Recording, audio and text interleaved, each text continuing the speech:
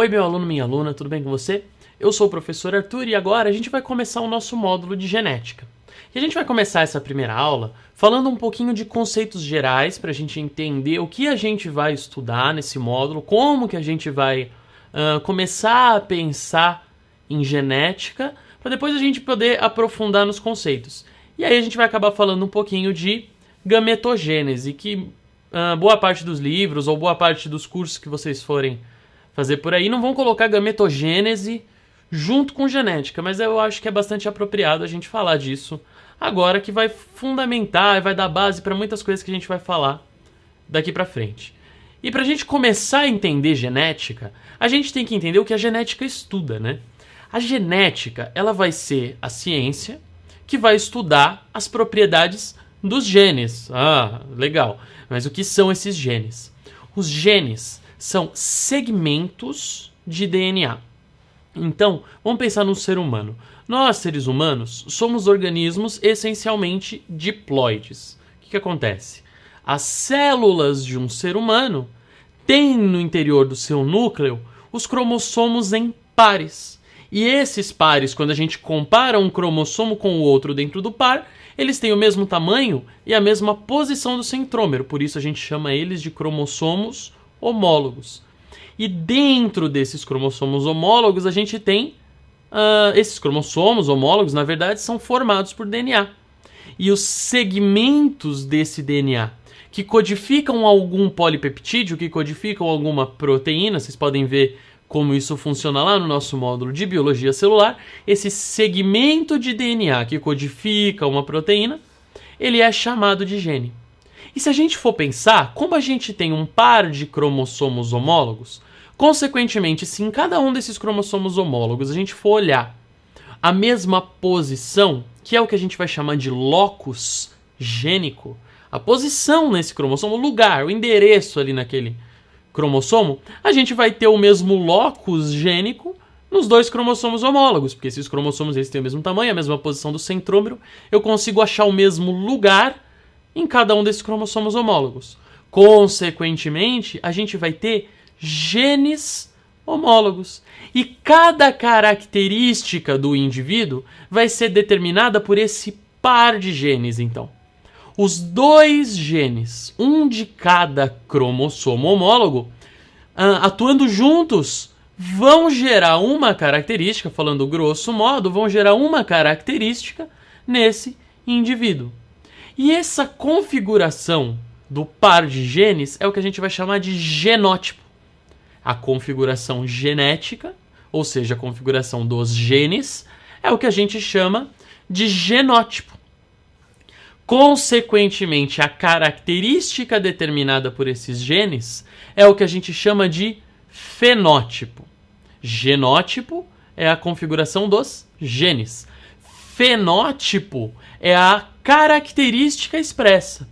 Então, em várias circunstâncias, a gente vai ver fenótipos que são determinados por genótipos ou fenótipos que não são determinados por genótipos.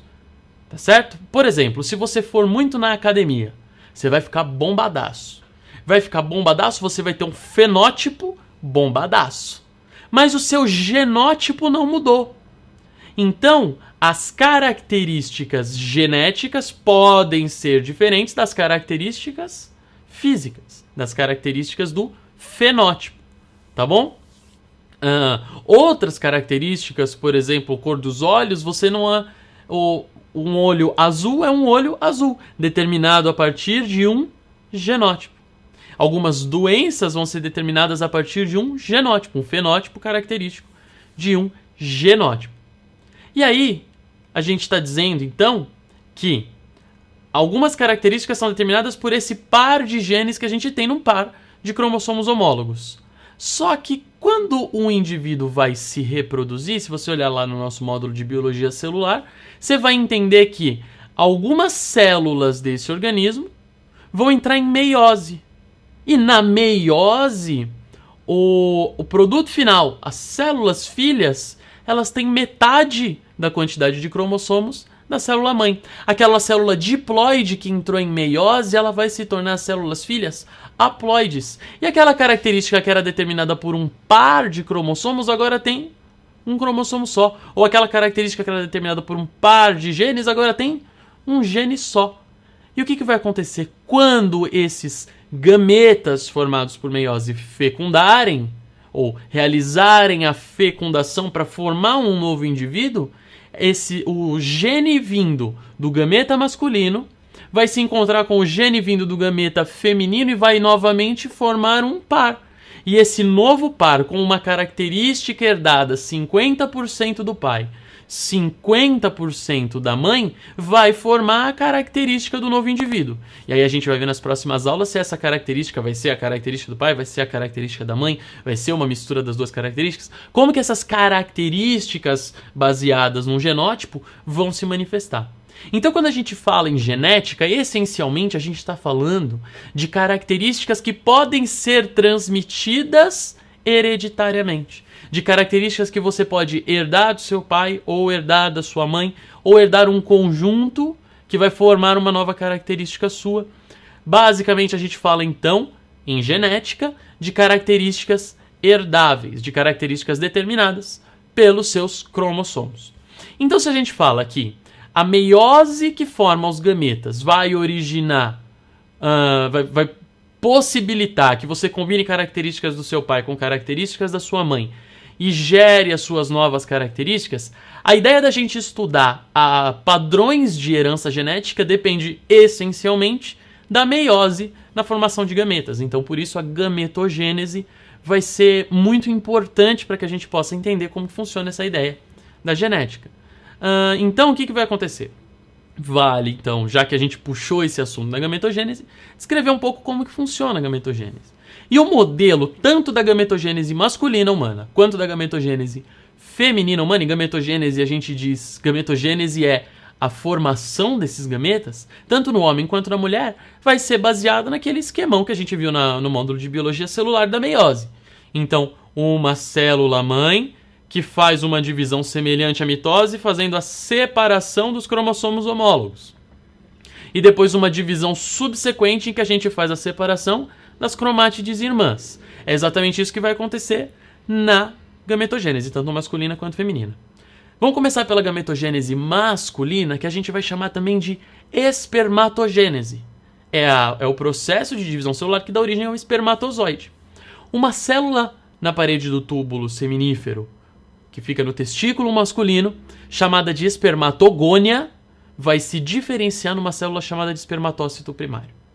E esse espermatócito primário é efetivamente a célula que vai entrar em meiose. Então o espermatócito primário faz a primeira divisão meiótica, separa os cromossomos homólogos, dá origem a um espermatócito secundário.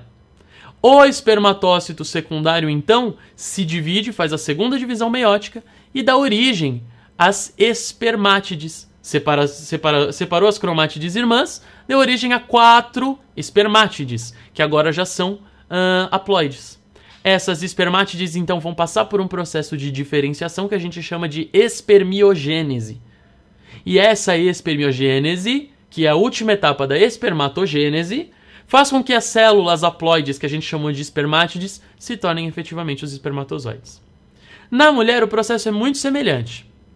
Só que o que vai acontecer é que uma ovogônia, dentro do ovário, vai se diferenciar num ovócito primário. E a mesma coisa, o ovócito primário vai entrar em meiose. Entrou em meiose e separou cromossomos homólogos, ovócito secundário. Separou as cromátides irmãs. Esse ovócito secundário vai dar origem às células haploides. Só que a grande diferença é que destas células haploides, todas essas divisões na ovogênese ou na oogênese, que é a gametogênese feminina, todas essas células ficam aderidas. E dessas 4 células haploides finais, só uma vai se tornar o óvulo funcional, as outras degeneram. Então a diferença é que, na espermatogênese masculina, todas as células resultantes da meiose vão dar origem aos espermatozoides. A gente já sabe que os espermatozoides são produzidos em grande quantidade. Em compensação, na divisão ou na gametogênese feminina, somente um gameta final é formado, somente um óvulo é formado.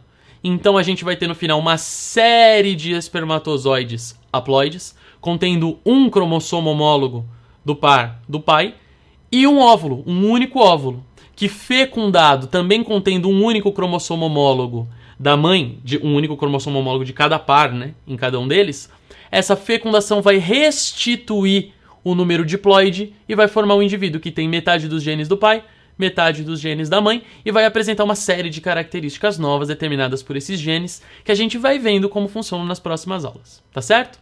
Se você gostou da nossa aula ou não gostou, avalie aqui embaixo, comenta pra gente, se inscreva no nosso canal, curta a nossa página no Facebook e continue acompanhando o nosso curso. A gente se vê na próxima aula, um abraço e até lá!